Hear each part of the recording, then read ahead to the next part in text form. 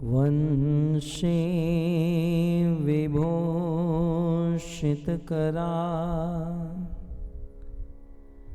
नवनीरदाभात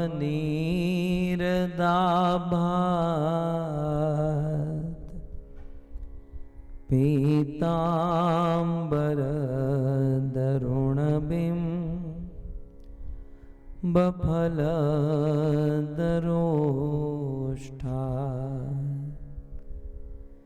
पूर्णेन्दुसुन्दरमुखा अरविन्दनेत्रा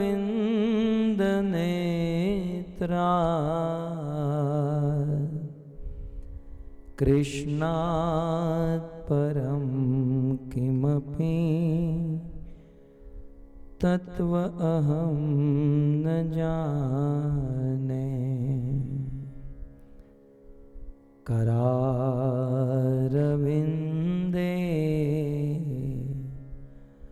न पदारविन्दम्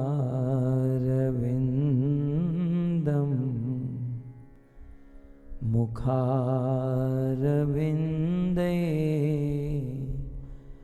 विनिवेशयन्तम्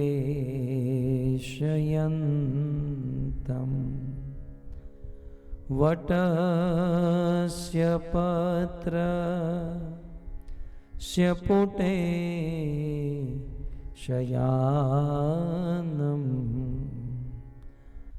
बालं मुकुन्दं मनसा स्मरामि। अग्रे करुणा मत पाण्डवानां दुशासनेना हतवस्त्रकेशा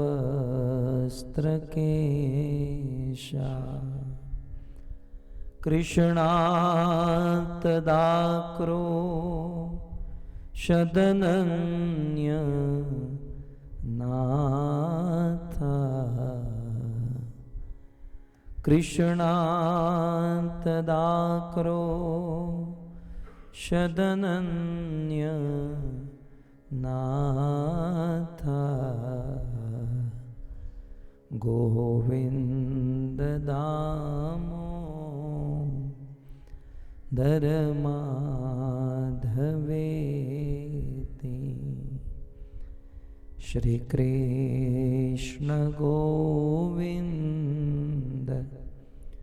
हरे मुरारी हे नाथ नारायण वासुदेव जिह्वे पिबत्स्वा अमृत में देव गोविंद दामोदर माधवेति। संकर्षणः कारणतो यशायि गर्भोदशायि च पयोदिशायि शेषश्च यस्यां सकलास नित्या शेषस्य यस्यां सकलास नित्या नन्दाख्यरामं शरणं ममास्तु। ॐ नमो भगवते वासुदेवाय। ओम नमो भगवते वासुदेवाय। ओम नमो भगवते वासुदेवाय। ॐ नमो भगवते वासुदेवाय। ॐ नमो भगवते वासुदेवाय। ॐ नमो भगवते वासुदेवाय।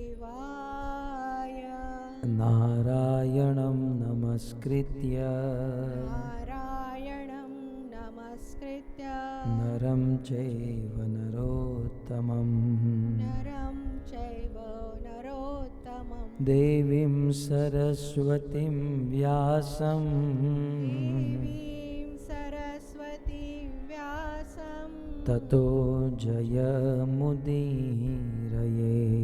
ततो जयोदीरये। नष्टप्रायेषु अभद्रेषु नष्टप्रायेषु अभद्रेषु नित्यं भागवत सेवया। नित्यं भागवत सेवया। भगवती उत्तमश्लोके भगवती उत्तमश्लोके भक्तिर्भवति नैष्ठकी। भक्तिर्भवति नैष्ठिकी। श्रीमद् भागवतम स्कंद 10 अध्याय 1 श्लोक क्रमांक 6।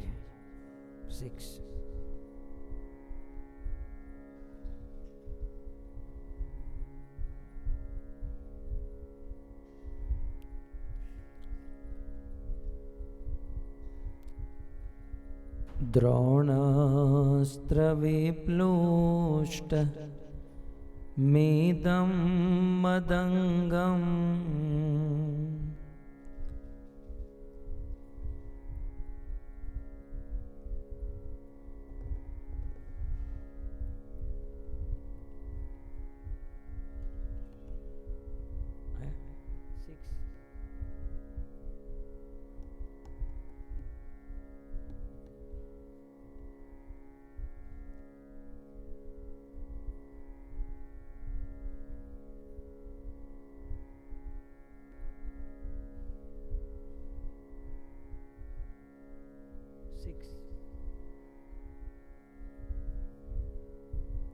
थोड़ा ऊपर कर दीजिए।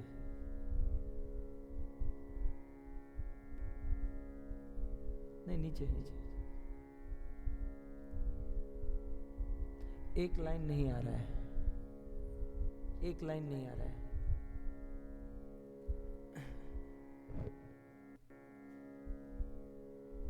ओके, ठीक, ओके।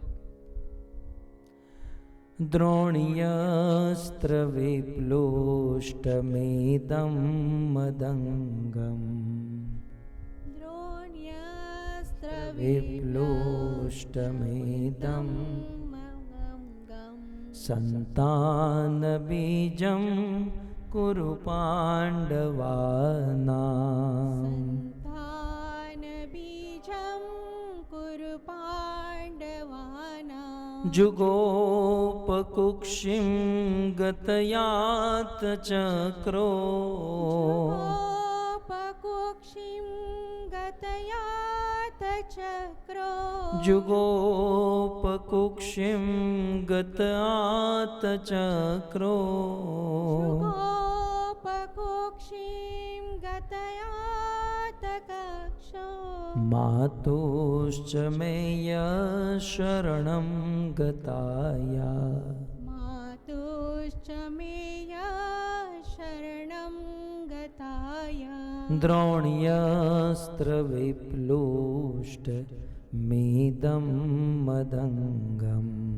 द्रोण्यस्त्रविप्लुष्टमेदं मदङ्गम्। सन्तानबीजं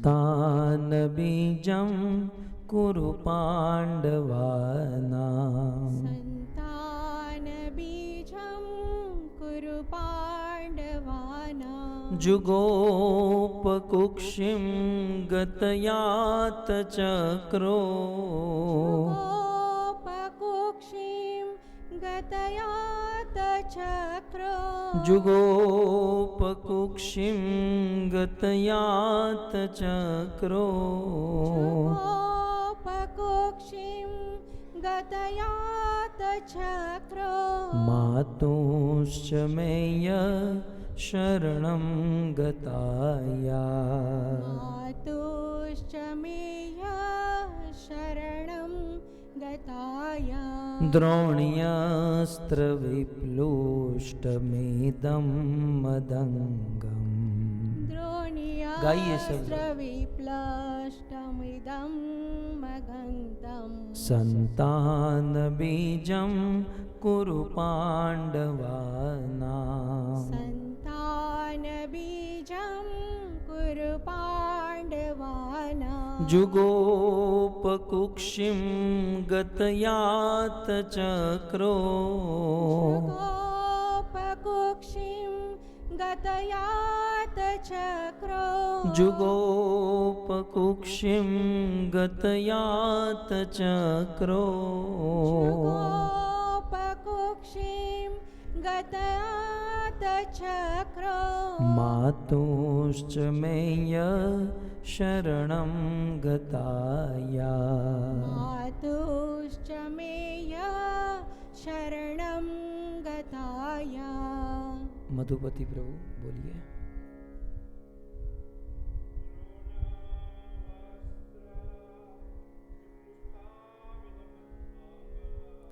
द्रोण्यास्त्रविप्लुष्टमेदं मदङ्गनम्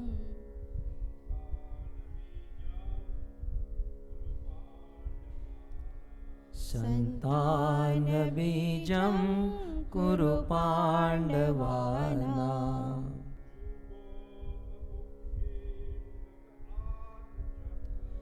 जुगोपकुक्षिं गतयात चक्रो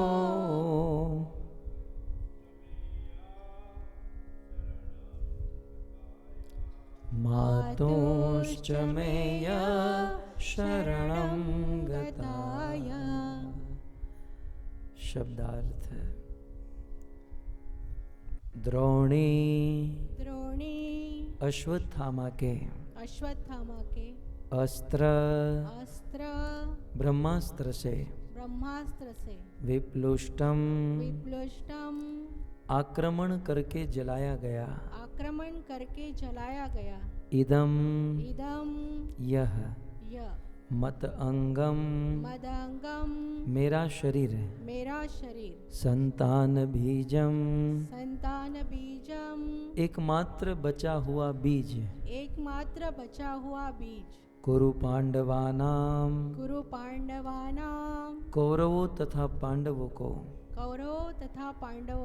जुगोप शरण दी कुक्षिम गर्भ में गतः स्थापित आतचक्र हाथ में चक्र लिए मातुः माता का च भी मैं मेरी यह जो भगवान शरणम शरण गताया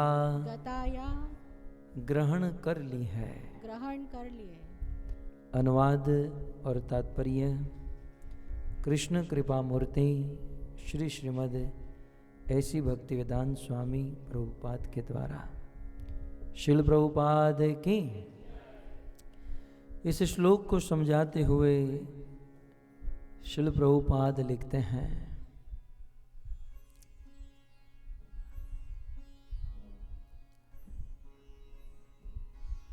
चूंकि मेरी माता ने सुदर्शन चक्रधारी भगवान श्री कृष्ण के चरण कमलों की शरण ग्रहण की थी, अतः उन्होंने उनके गर्भ में प्रवेश करके मुझे बचा लिया।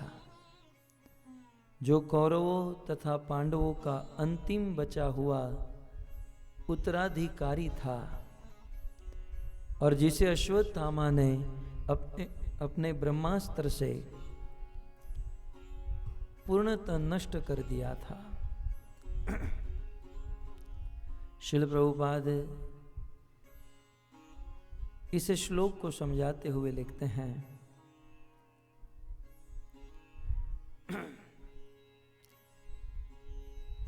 इस श्लोक में कृष्ण को माया मनुष्य कहा गया है, क्योंकि वे बिल्कुल मनुष्य की तरह अवतरित होते हैं। वे कर्मियों तथा सामान्य जीवों की तरह यहाँ आने के लिए बाध्य नहीं है, प्रत्युत वे अपनी अंतरंगा शक्ति के द्वारा पतित बद्ध जीवों पर कृपा दिखाने के लिए प्रकट होते हैं। कृष्ण अपने सच्चिदानंद विग्रह रूप में सदैव स्थित रहते हैं और जो कोई उनकी सेवा करता है वह भी अपने मूल आध्यात्मिक स्वरूप में स्थित हो जाता है। स्वरूपेण व्यवस्थिति, यही मानव जीवन की सर्वोच्च सिद्धि है। नमो विष्णुपादाय, बोलिए, कृष्ण प्रेष्ठाय भूतले श्रीमते भक्ति वेदांत स्वामिनिति नामिने नमस्ते सरस्वते देवे गौरवाणी प्रचारिणे निर्विशेषः शून्यवादी पाश्चात्यदेशतारिणे।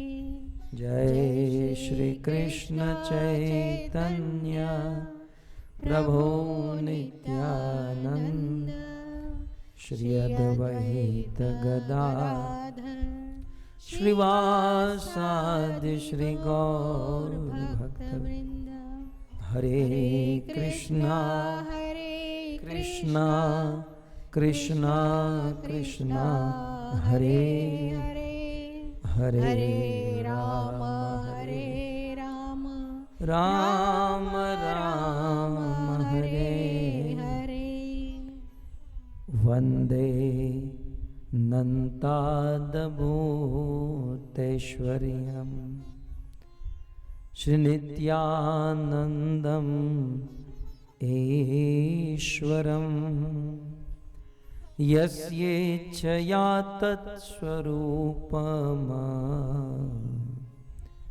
यस्येच्छया तत्स्वरूपम्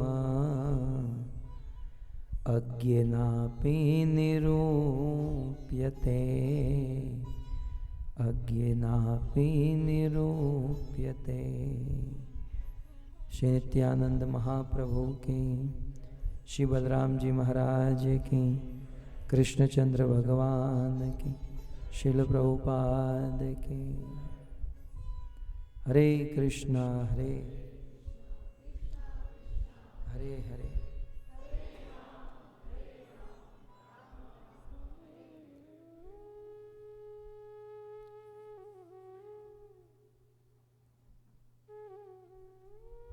उपस्थित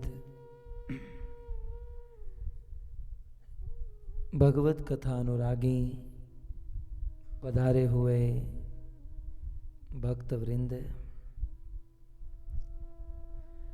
इस सभा को सुशोभित करने वाले अंतर्राष्ट्रीय कृष्ण भावनामृत संघ, इस इस्कॉन सेंट्रल न्यू जर्सी के समस्त वरिष्ठ भक्तगण, दूर दूर से पधारे हुए अतिथि मेहमान महानुभाव एवं इंटरनेट आदि के माध्यम से इस भागवत कथा का श्रवण करने वाले देश विदेश के समस्त श्रोतागण, श्रीमद् भागवत कथा के चतुर्थ दिवस में पुनः एक बार आप सब के चरणों में हमारा प्रणाम।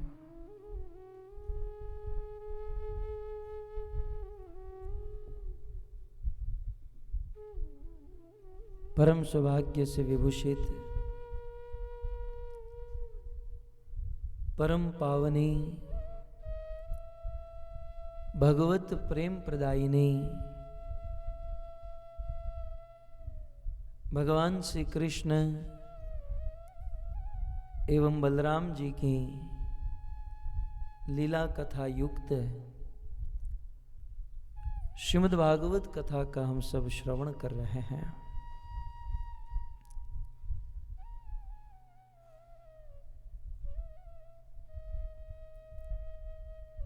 ब्रह्म संहिता में ब्रह्मा जी कहते हैं, प्रेमांजन छुरित भक्ति विलोचनैन संत सदैव हृदयेषु विलोकयन्ति।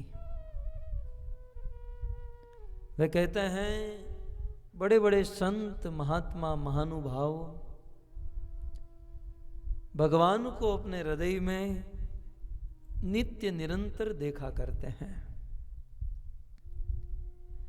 वैसे भगवान सब जगह पर है, साथ ही साथ भगवान हम सब के हृदय में भी है। करुणा की बात यह है कि जो भगवान हमारे हृदय में बैठे हैं, आत्मा से बिल्कुल निकट बैठे हैं, फिर भी उस भगवान को हम देख नहीं पाते, उस भगवान का हम एहसास नहीं कर पाते, अनुभव नहीं कर पाते। यदि भगवान को हृदय में देखना चाहते हैं, यदि वास्तव में भगवान का अनुभव करना चाहते हैं, तो बहुत सुंदर उपाय शिल प्रभुपाद बताते हैं। शिल प्रभुपाद कहते हैं श्रीमद् भागवत में सूत गोस्वामी की वह बात, प्रविष्ट कर्ण रंगरेण, जब हम भगवान की कथा सुनते हैं तो भगवान में और भगवान की कथा में कोई अंतर नहीं होता, और इसीलिए भगवत कथा सुनते समय भगवान हमारे कान के माध्यम से प्रवेश करते हैं, कान से प्रवेश करते हैं और हमारे हृदय में आते हैं, और हृदय में आकर भगवान सच कहूं तो बड़े परेशान हो जाते हैं, क्योंकि हमारे हृदय में अनेकों प्रकार के दोष भरे हुए हैं। कंठी माला तिलक तो पहन लिए हैं, लेकिन अभी भी हमारे हृदय में दूसरों की निंदा करना, दूसरों में दोष देखना, काम क्रोध लोभ अभी भी हमारे हृदय में कुछ मात्रा में बचे हुए हैं। श्याम सुंदर प्रभु, ये फैन थोड़ा दूर कर दीजिए, इसका आवाज आ रहा है।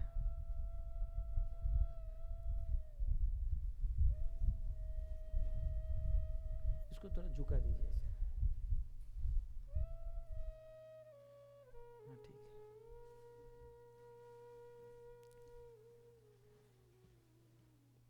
हमारे हृदय में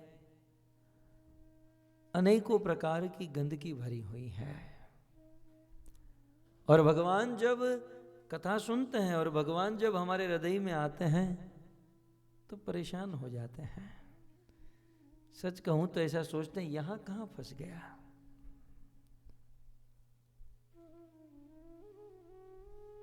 भगवान निर्णय करते हैं कि बस अब बहुत जल्द मुझे इसके हृदय से निकलना है। जैसे ही कृष्ण उस भक्त से के हृदय से निकलने का प्लान करते हैं और जैसे ही बाहर आने के लिए सोचते हैं, तब तक तो भक्त दूसरे दिन 6:30 बजे कथा में आकर बैठ जाता है, फिर से कथा सुनने लगता है, और फिर से कान के माध्यम से भगवान अंदर चले जाते हैं। अंदर भगवान परेशान हो जाते हैं, फिर सोचते हैं कि अब बाहर निकल जाऊंगा, तब तो दूसरे दिन 6:30 बजे आकर बैठ जाते हैं। बार बार जब भक्त भगवत कथा को सुनता रहे तो भगवान सोच लेते हैं कि अब ये कथा सुनना बंद नहीं करेगा, इसलिए अब मुझे इसके हृदय में डेरा डालना ही पड़ेगा, अब मुझे इसके हृदय में रहना ही पड़ेगा। माता जी को जगा दीजिए, जिंदा है ना वो? हाँ, मुझे डर लग गया, अलर्ट रहिए।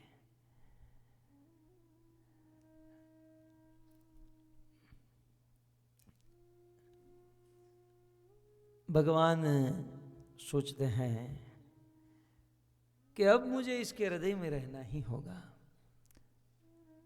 लेकिन कैसे इसके हृदय में रहूं? इनके हृदय में तो बहुत मैल भरा हुआ है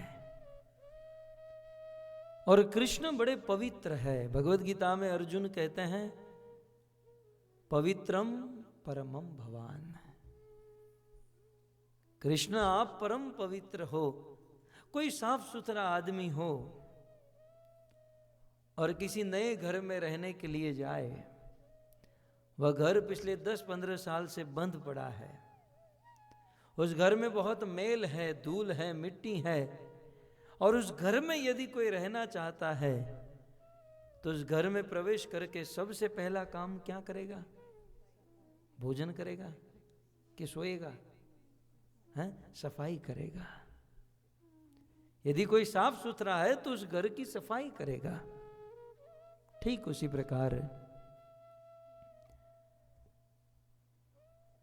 भगवत कथा सुनने पर भगवान हमारे हृदय में आते हैं और भगवान देखते हैं कि इसके हृदय में बहुत मैल है, धूल है, गंदगी है, तो सर्वप्रथम भगवान हाथ में झाड़ू लेकर भक्त के हृदय को साफ करते हैं। हम लोग हमारी शक्ति से हमारे हृदय को इतना साफ नहीं कर पाएंगे।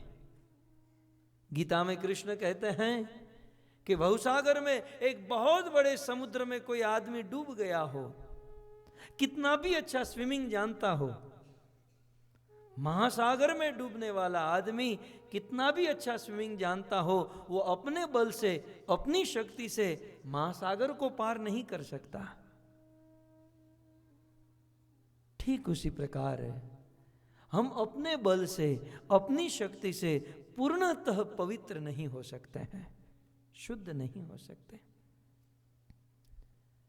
जब तक उस महासागर में हैं, ऊपर से हेलीकॉप्टर लेकर या कोई भी साधन से अन्य कोई व्यक्ति उसे बचाए नहीं, उसे हेल्प न करे, सपोर्ट न करे, तब तक वह आदमी बच नहीं सकता। ठीक उसी प्रकार जब तक भगवान हमको हेल्प नहीं करेंगे, जब तक भगवान की मदद नहीं मिलेगी, तब तक हम पूर्ण रूप से न शुद्ध हो सकते हैं, न पवित्र हो सकते हैं। और भगवान कैसे हेल्प करेंगे? जब हम उनकी कथा सुनेंगे, वे हमारे हृदय में आएंगे और वे हमारे हृदय को साफ कर देंगे। भारत से अमेरिका श्रील प्रभुपाद जब प्रथम बार आ रहे थे, उस मालवाहक कार्गो जहाज में, जलदूता जहाज में प्रभुपाद को 2 हार्ट अटैक हुए। कुछ देर के लिए प्रभुपाद नर्वस हो गए, बोले मैं क्या करूंगा, वहां जाकर मैं लोगों को कैसे सुधारूंगा। उस समय प्रभुपाद को यही बात याद आई। श्रील प्रभुपाद ने सोचा कि मैं भगवत कथा सुनाऊंगा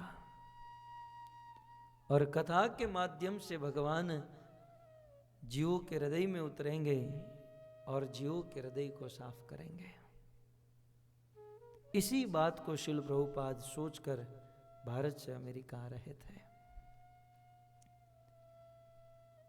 और भागवत में कहा गया है कि भगवान जब भक्त के हृदय को साफ करते हैं, साफ नहीं करते, धोते हैं।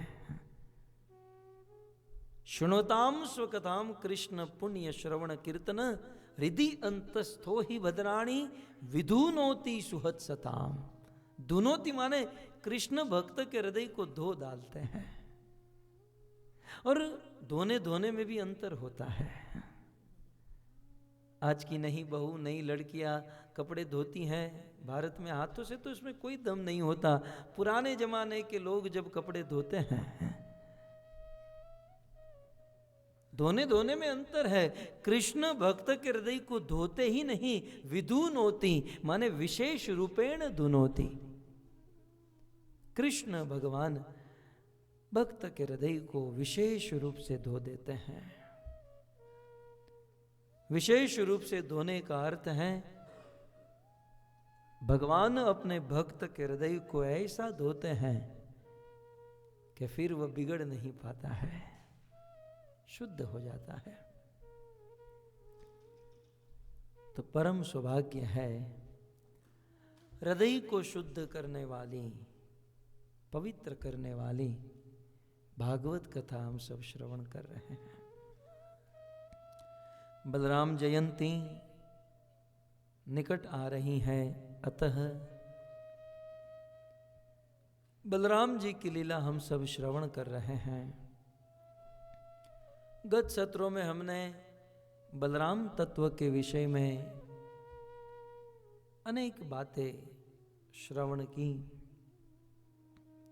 अब बलराम जी की कुछ लीला सुनिए।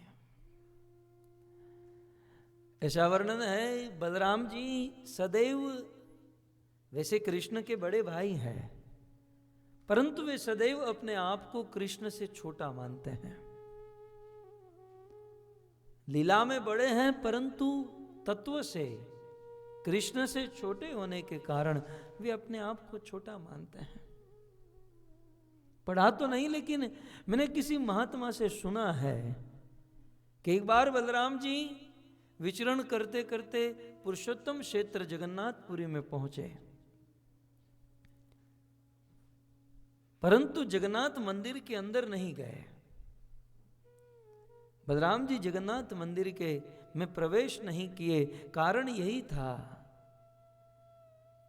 कि पुरुषोत्तम क्षेत्र जगन्नाथपुरी में, जगन्नाथ जी के मंदिर में जगन्नाथ जी के साथ बलराम जी का विग्रह है। जगन्नाथ जी के साथ बलराम जी की सेवा, पूजा, आरती इत्यादि होती है। बलराम जी ने नम्रतावश यही सोचा कि मैं तो कृष्ण से छोटा हूं और यहां पर मेरी पूजा कृष्ण की बराबरी में कृष्ण के साथ हो रही है, ये मुझे ठीक नहीं लग रहा है। नम्रता है। बलराम जी अपने आप को कृष्ण से छोटा मानते हैं। आप सब जानते हैं कृष्ण पीतांबर पहनते हैं, पीले रंग के वस्त्र पहनते हैं, परंतु बलराम जी नीलांबर हैं? नीले रंग के वस्त्र पहनते हैं। दोनों साधु भाई छो न तमें, एक ने पीला पहना, एक ने नीला पहना है। आप देखिए सेटिंग करके तो नहीं आया ना, जरा खड़े होके दिखा दीजिए सबको। एकदम श्याम सुंदर प्रभु ने पीला पहना है और उनके साधु भाई ने नीला पहना है।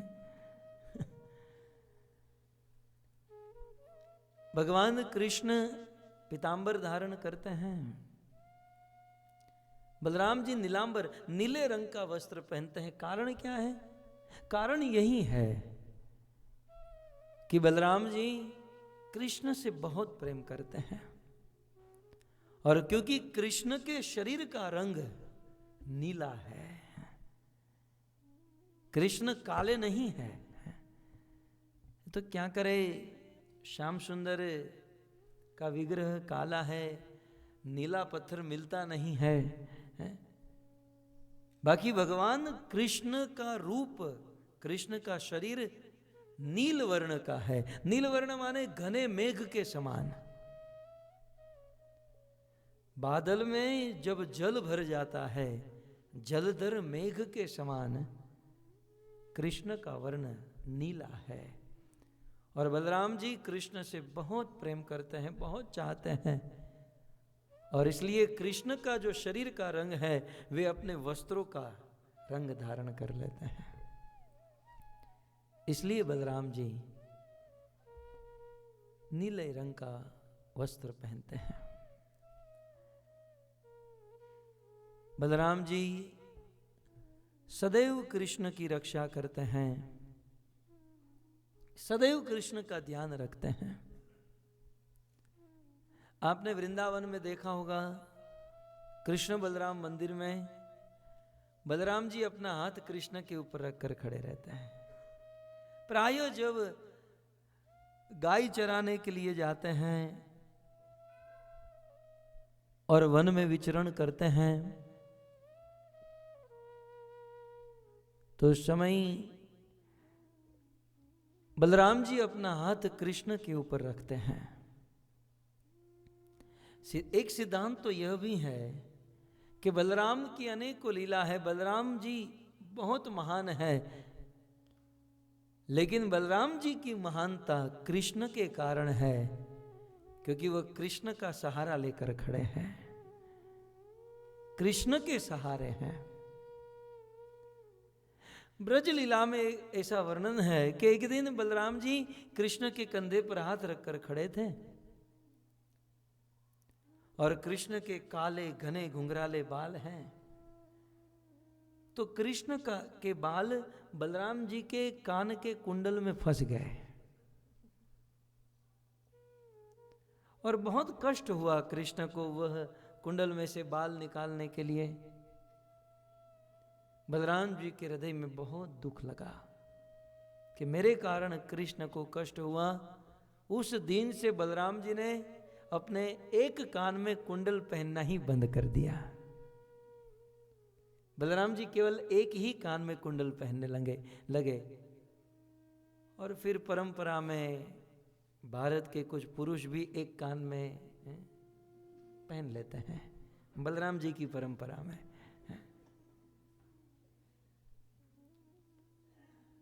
लेकिन एक कान में कुंडल पहनने का अर्थ यही था, भाव यह था, सिद्धांत यह था कि कृष्ण के बाल उस कान में फंस गए थे। आप कभी ब्रज में नंदगांव आप लोग गए हो? नंदगांव नंदीश्वर महादेव बहुत बड़ा पर्वत है और उस पर नंद भवन है और वहां पूरे नंद महाराज का परिवार उस मंदिर में दर्शन के लिए रखा गया है। आपने यदि गौर किया होगा तो नंदगांव में नंद भवन में कृष्ण और बलराम का विग्रह है और उस नंदगांव में नंद भवन में कृष्ण और बलराम दोनों को पीतांबर पहनाया जाता है। किसी ने मार्क किया है? किसी ने नहीं किया। बलराम पीतांबर पहनते हैं, बलराम भी हाथ में बांसुरी धारण करते हैं। जब मैं पहले दर्शन करने गया तो मेरे मन में ये प्रश्न हुआ कि बलराम जी पीतांबर और बलराम जी हाथ में बांसुरी धारण करते हैं। तब मैंने किसी महात्मा से पूछा और उसका उत्तर मिला। कंस अनेक असुरों को मथुरा से ब्रज में भेजता था कृष्ण को मारने के लिए, और कंस जब कृष्ण को मारने के लिए असुरों को भेजता था तो कहता था कि तुम्हें उसे मारना है जिसने पीतांबर धारण किया है, जो हाथ में बंसरी धारण करता है। तब बलराम जी ने सोचा कि ये जितने भी असुर आ रहे हैं कृष्ण को मारने के लिए आ रहे हैं, इसलिए मैं कृष्ण का रूप धारण कर कर यहां पर रहूंगा ताकि ये असुरों का सामना पहले मेरे साथ हो।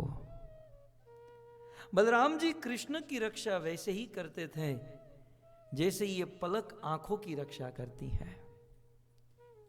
यदि आंखों में कुछ आपको लगे तो सबसे पहले पलक को भेदना होगा, फिर आंखों को कुछ होगा। वैसे ही बलराम जी भगवान कृष्ण की रक्षा करते थे, इसलिए कृष्ण का रूप धारण कर लिए ताकि जो भी असुर आए सबसे पहले बलराम के साथ मुठभेड़ हो। ये हैं बलराम जी। ब्रज लीला में कृष्ण की सेवा करना उनका प्रमुख भाव होता था। बलराम जी के विवाह की बहुत सुंदर कथा है। बलराम जी का विवाह एक अद्भुत तरीके से हुआ। सतयुग में सूर्य वंश में एक महापुण्यवान राजा हुए जिसका नाम था आनर्त।